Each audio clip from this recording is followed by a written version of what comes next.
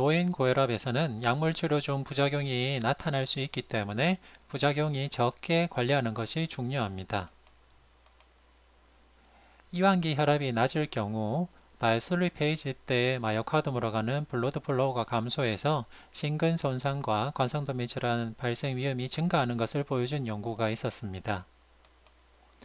스프린트 어코드 BP 연구에서도 심혈관 질환 고위험군이고 치료된 SBP가 130 미만인 환자에서 DBP가 60 미만으로 낮추어질 때 심혈관계 질환 발생 위험이 도리어 증가하는 것을 보여준 연구가 있습니다.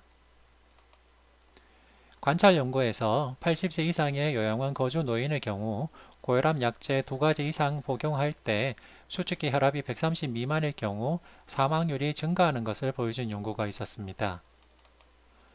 65세 이상의 지역사회 거주 노인에서도 6m 걷기 검사를 하지 못할 경우 수축기 혈압이 140 미만일 때 더 높은 사망률을 보여준 연구가 있었습니다.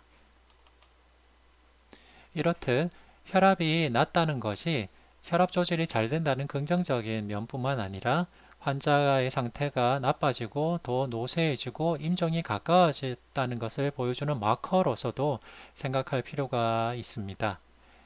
영국의 대규모 코호트에서도 사망하기 10년 이상 전부터 혈압 감소 경향이 있다는 것을 보여주었습니다.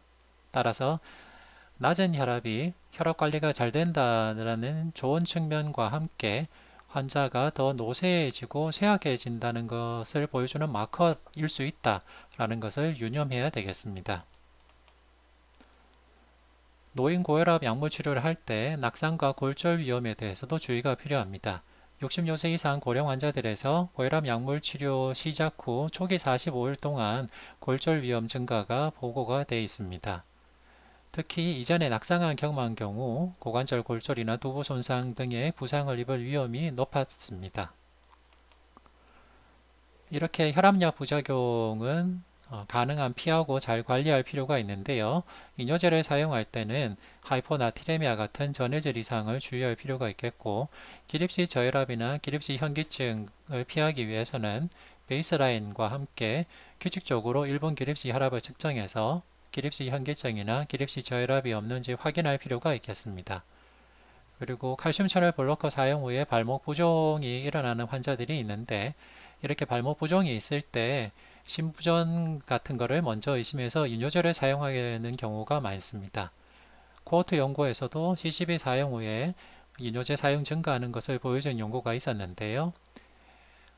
이렇게 CCB 사용 후 부종에 대해서 약물 부작용으로 접근하기보다는 부종을 줄이기 위한 이뇨제를 더 사용하게 되면 이뇨제 사용에 따른 부작용이 더 증가할 수도 있기 때문에 고혈압 약물 치료를 할 때는 이 부작용이 어떻게 생겼는지 잘 생각하고 이뇨제 같은 약을 쓸 때는 주의할 필요가 있겠습니다. 노인 고혈압 치료의 궁극적인 목표는 심혈관 질환 예방이고 이 심혈관 질환 예방을 위해서는 효과적인 치료가 꼭 필요합니다. 지역사회에 거주하는 65세 이상의 건강한 노인의 경우에는 수축기 혈압 140 이상인 경우 약물 치료를 고려합니다. 즉, 일반적인 고혈압 치료에 준해서 치료하면 되겠습니다.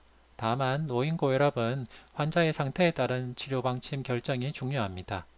예를 들면 노쇠한 노인 또는 80세 이상의 노인의 경우에는 수축기 혈압이 160 이상인 경우 약물 치료를 고려하는데요. 다만 약물 치료에 잘 적응할 것으로 기대된다면 140에서 159 사이에서도 약물 치료를 할 수가 있겠습니다. 그런데 이미 심뇌혈관 질환이 있는 군의 경우에는 고혈압 전 단계에서부터 심혈관계 질환 2차 예방을 위한 혈압 약물 치료가 필요하겠습니다. 그리고 혈압 치료의 하한치도 고려를 해야 됩니다. 수축기 혈압이 100 미만, 이완기 혈압이 70 미만으로 감소할 경우 사망률, 관상동맥 질환 발생 위험이 증가할 수 있기 때문에 관상동맥 질환이 동반되어 있을 가능성이 높은 노인이나 이미 관상동맥 질환이 있는데 스텐트 같은 리바스큘레이션이 안 되어 있는 경우에는 이완기 혈압이 70 미만으로 떨어지지 않도록 주의할 필요가 있겠습니다. 노인 고혈압은 정확한 혈압 측정이 중요합니다. 왜냐하면 노인 고혈압은 혈압 측정의 오차도 많을 가능성이 높고 혈압 변동도 크기 때문입니다.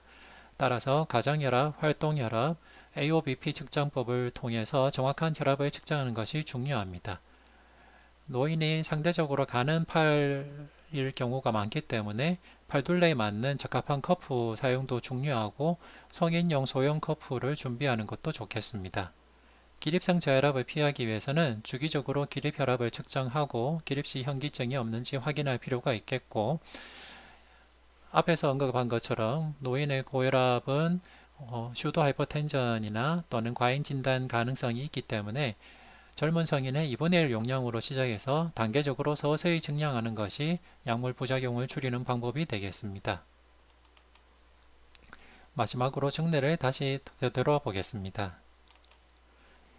80세 여성 최 씨는 고혈압으로 진료를 받으러 오셨는데 뇌졸중 등 심혈관 질환 과거력이 없었고 검진에서 혈압이 150에 75 정도 나오는 것 외에는 다른 특이 소견이 없었던 분입니다.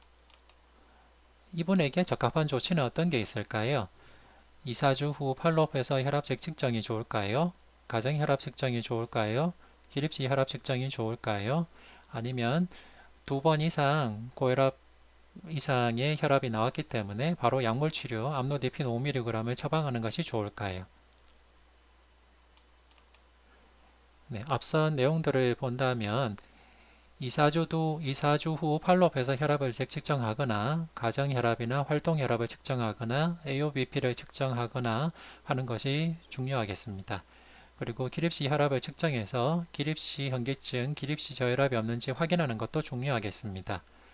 만약 혈압약을 꼭 처방한다 하더라도 이분은 암로디핀 2.5mg 정도로 저용량부터 시작하는 것이 좋을 것 같습니다.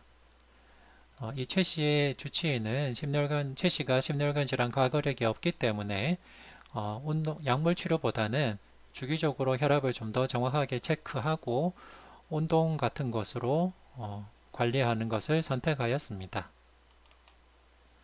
노인 고혈압은 혈압을 정확하게 측정하고 정확하게 고혈압 진단을 해서 목적에 맞게 1차 예방을 위한 혈압 조절인가 2차 예방을 위한 혈압 조절인가를 잘 생각하고 부작용 적게 효과적으로 치료하는 것이 중요합니다. 예, 이상 경청해 주셔서 감사합니다.